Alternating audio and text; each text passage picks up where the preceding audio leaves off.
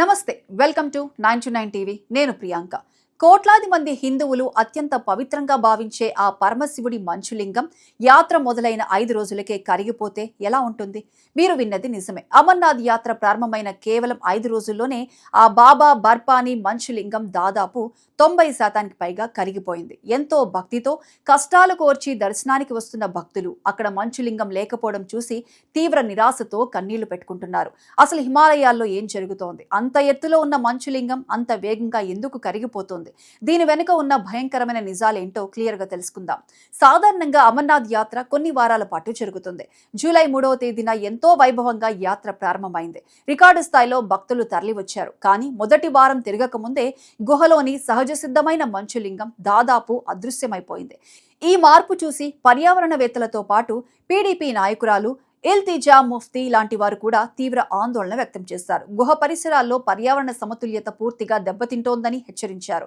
అసలు ఇంత దారుణం జరగడానికి మెయిన్ రీజన్ రూల్స్ బ్రేక్ చేయడం అవును సుప్రీంకోర్టు ఆదేశాల ప్రకారం పర్యావరణాన్ని దృష్టిలో పెట్టుకుని రోజుకు కేవలం 10,000 మంది భక్తులను మాత్రమే అనుమతించాలి కానీ యాత్ర మొదలైన మొదటి 4 రోజుల్లోనే ఏకంగా 93,000 మందికి పైగా భక్తులు గుహను సందర్శించారు పర్మిషన్ లేకుండా వస్తున్న వేలాది మంది అదనపు భక్తుల వల్ల అక్కడ ఉన్న మౌలిక వసతులపై ప్రకృతిపై తీవ్రమైన ప్రెషర్ పడుతోందని జమ్మూ కాశ్మీర్ లెఫ్టినెంట్ గవర్నర్ మనోజ్ సిన్హా కూడా స్వయంగా ఆందోళన వ్యక్తం చేశారు ఒక్కసారి ఊహించుకోండి అంత తక్కువ ప్లేస్ లోకి వేలాది మంది జనం ఒకేసారి వచ్చినప్పుడు వాళ్ళ శరీరం నుండి వచ్చే వేడి వల్ల గుహ లోపల టెంపరేచర్ అమాంతం పెరిగిపోతుంది ఆ వేడికే మంచు కరిగిపోతుంది దీనికి తోడు గ్లోబల్ వార్మింగ్ అంటే భూతాపం పెరిగిపోవటం ఒక కారణం అయితే మన చేతులారా మనం చేసుకుంటున్న పనులు ఇంకో కారణం సముద్ర మట్టానికి దాదాపు 3,888 మీటర్ల ఎత్తులో ఉన్న ఆ గుహ పరిసర ప్రాంతాల్లో ఉష్ణోగ్రతలు మునిపెన్నడూ లేని విధంగా పెరిగిపోతున్నాయి గతంలో 2018 2020